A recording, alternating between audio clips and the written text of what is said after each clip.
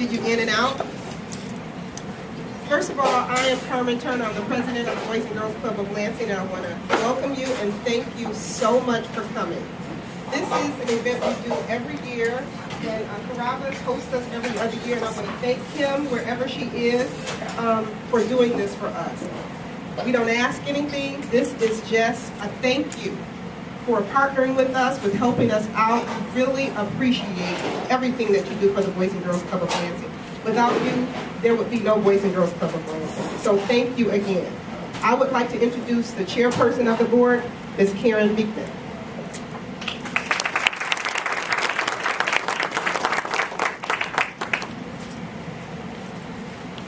Welcome, everyone. It's really fun to see a lot of new faces as well as returning people. I would first like to introduce our officers who were just voted in at the meeting prior to this. I'm the chairperson. The vice chairperson is Heather Strang from Jackson National. And the second vice president is Josh Richardson from Foster Swift, Collins, and Smith.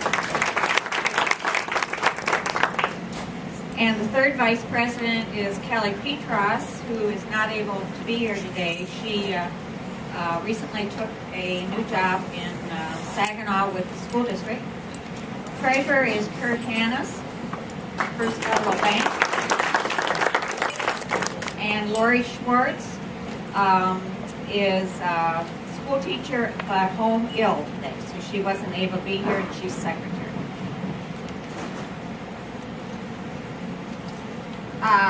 We have introduced those chair folks, and now I would like the rest of the board members who are present to stand up, and I'll introduce them.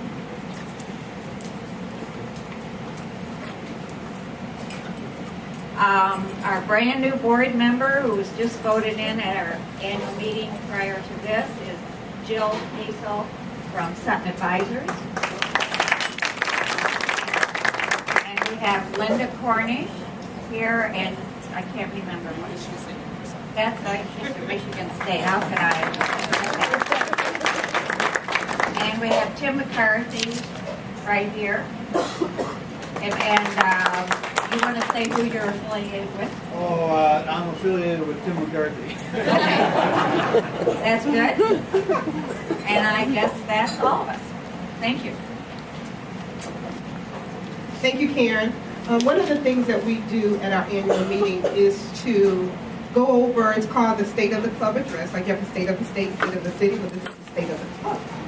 And we'll go over a few things regarding the programs that we do at the club and what we're looking to do in the future. So we're going to do it a little different this time. I'm going to bring up my staff.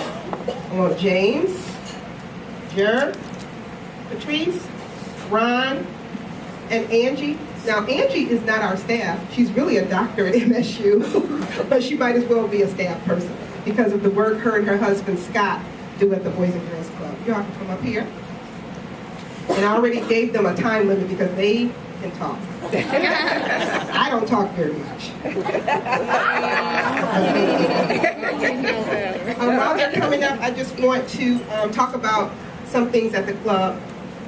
Our numbers, we've seen them grow tremendously, our daily attendance.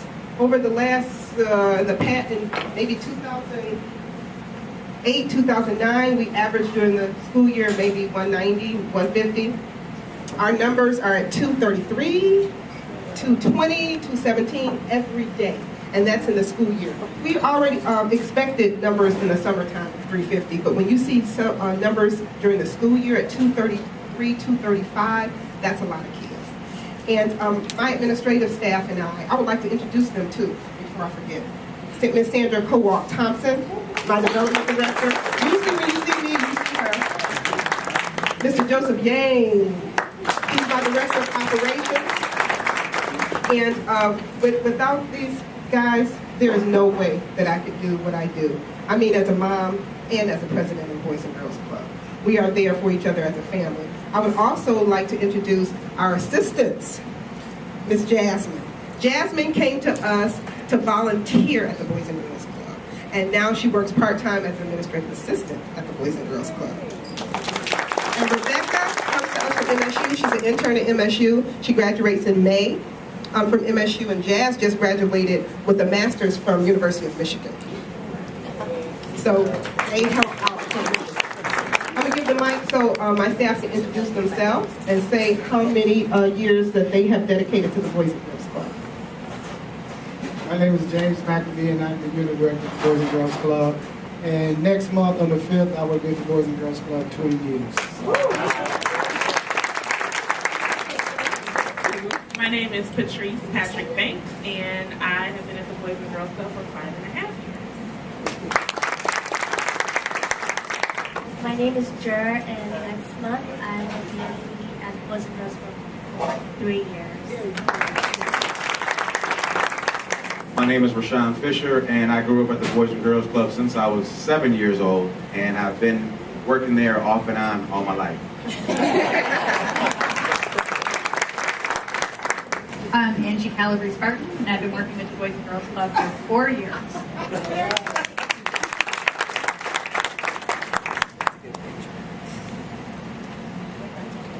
Okay, I'm just going to talk a little bit about what Carmen was talking about our numbers. We're really encouraged about our daily attendance at this time. Just as soon as the month of January got here, our attendance just seemed to grow. At this time last year, like Carmen said, we probably had about 150, 160 kids. Yesterday we got as high as 241 kids. So it's starting to look like a little pre-summer around the Boys and Girls Club right now. So we're enjoying it, we're not complaining. And I think that's due to, I want to give my staff credit, Patrice and Jer, and also my part-time staff. I think they do a wonderful job of working with the kids and the programs that they run. I think that encouraged the kids to come more. And not only that, we started a couple more pickup sites, and we started picking up at a charter school. So we started doing a little bit more recruiting, and we also reached out to Mid-Michigan Public School. So I think along with that and the good job that my staff do, I think that has helped our numbers. And hopefully it will just continue to grow, and we're just encouraged about what we see. I'm going to talk a little bit about Girl Scouts. When we started Girl Scouts, we only had one troop. We still have one troop, but now we have two groups within that one troop. We have cadets and we have juniors. So now we're trying to figure out how we're going to separate the two, because they kind of want to stay together, but we're telling them they have to separate. So we're keeping Girl Scouts on Thursdays, but we're going to have the girls meet in the same room but at separate tables, so that they can still be together, but understand that they have to graduate. Once they're juniors, they have to go on to cadets, and from cadets, they have to go on to be juniors. So that's what we're doing in Girl Scouts. During December, I teamed up with the American Red Cross, and they came in to talk to the kids about fire safety, fire awareness, because during December, there were so many fires happening in Lansing.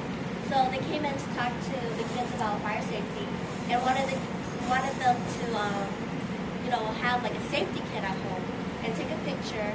And those pictures that were taken, they were entered to a drawing, and where they talked to the fire department, and the fire department will pick up the winner from their house and drop them off at school on a fire. So that's, and then also there's this lady. Her name is Barbara O'Kelly. She's a retirement teacher from MSU. She's coming over to help the kids tutor after school, and also teaching them techniques how to later on with math, like how to teach each other how to do math to step by step also. So she's been doing awesome work. My name is Rashawn Fisher. I run an off-campus program from the Boys and Girls Club. Everything that I do is located at Hunter Park.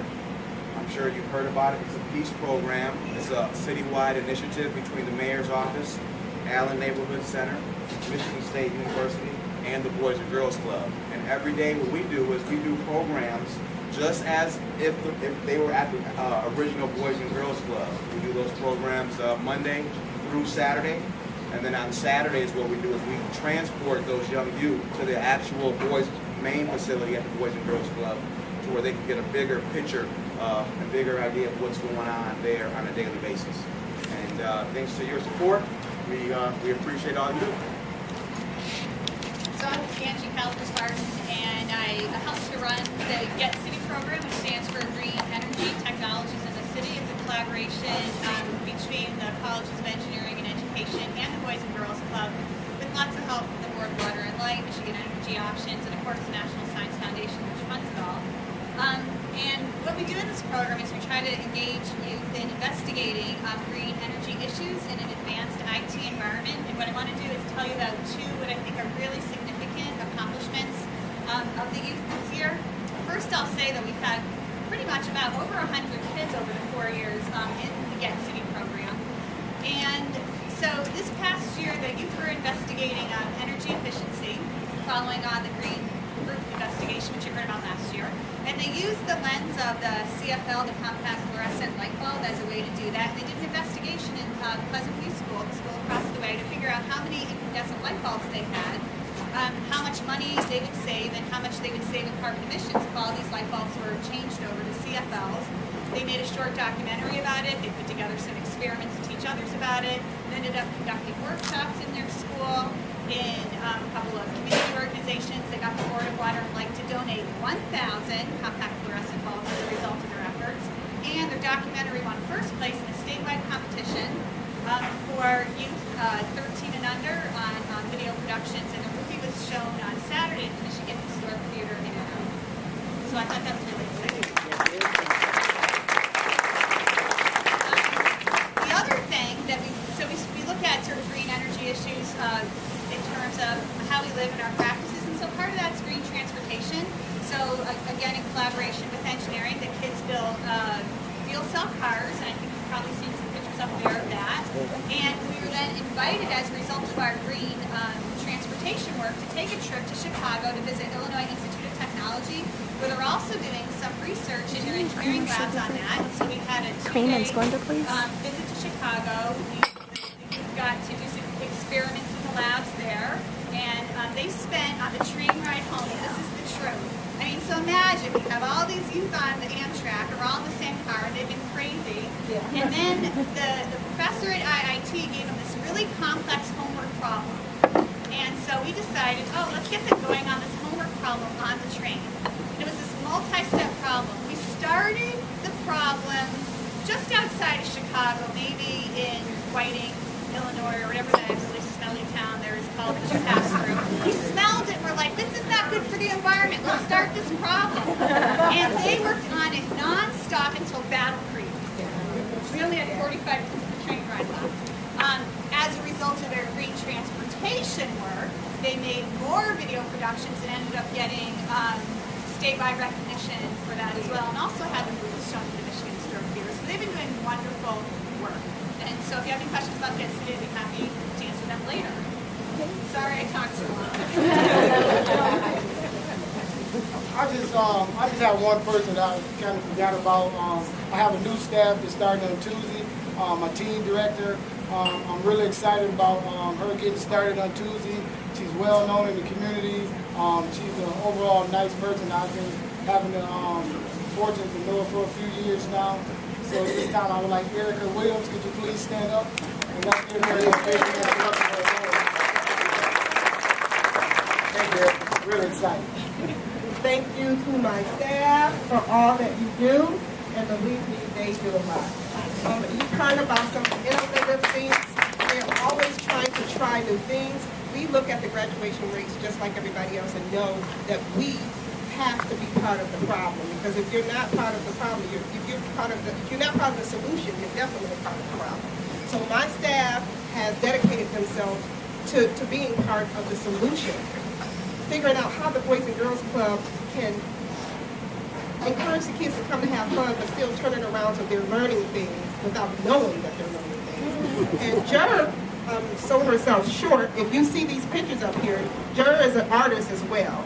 And she has worked with the kids. These are done by our Boys and Girls Club kids. They are 8 years old, 10 years old, 11-year-old kids that are doing these drawings, and they're all up over the club. So we do, and people say, what do the Boys and Girls Club do? We do what it takes. We do what's needed. different kids have different issues. They have different needs. And with the times that I do get to go in the back and talk to the kids, and I so appreciate my staff even more because the kids are needy. They always want something. They always want to tell you something. They want to hug on you. They want to pull on you. So it's exhausting. Sandra's so funny because she goes back there and comes back like, I know it's 500 kids back there. So we were talking about maybe doing a spa day or something, for our staff, because they open up at 3. We close at 8:45, but sometimes kids don't get picked up on time. Sometimes they don't go home till 9:30, 10 o'clock at night. And these people have to go home to their families as well. So it's hard, it's daunting, but they love it, and we love it, and we appreciate all of you all for helping us do the work at the Boys and Girls Club. I have passed myself because we were supposed to do Pledge of Allegiance and do our invocation. So now we will do that. So, I'm going to ask my board member Josh to lead us in the Pledge of Allegiance, please.